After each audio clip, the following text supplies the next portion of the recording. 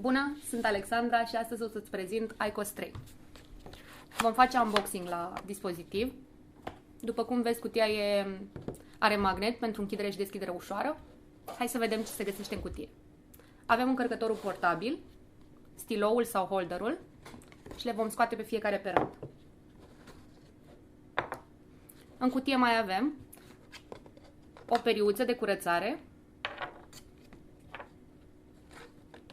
bețișoare pentru curățarea stiloului, încărcător cu USB-C, mai avem un pouch aici cu manualul de utilizare, unde găsești toate informațiile ca să utilizezi dispozitivul în siguranță. Hai să vedem cum funcționează. Primul pas este să vedem cum se încarcă. Deschidem ușița încărcătorului portabil, introducem stiloul sau holderul în dispozitiv, închidem. Vedem aici starea bateriei.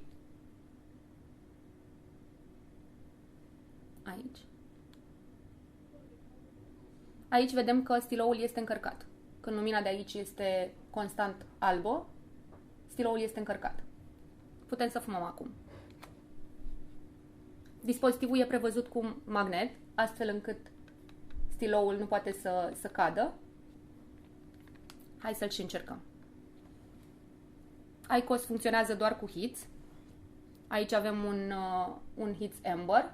Eu o să-l testez cu un hits yellow.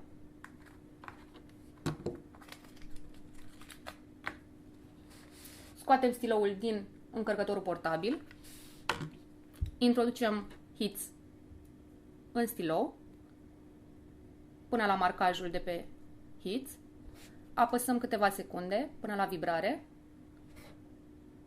Când lumina devine constant albă și mai simțim încă o vibrație, putem să-l folosim.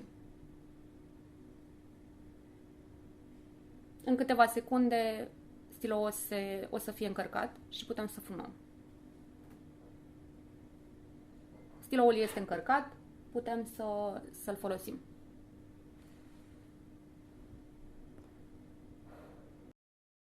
Când rezerva s-a terminat, ridici capacul, scoți rezerva hits și o arunci. Pentru a curăța dispozitivul, ridici capacul, îl îndepărtezi complet și folosești periuța din kit pentru a curăța stiloul.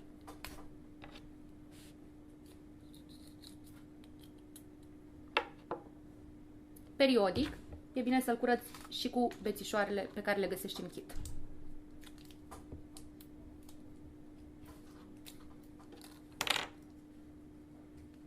Curăți bine stiloul în interior,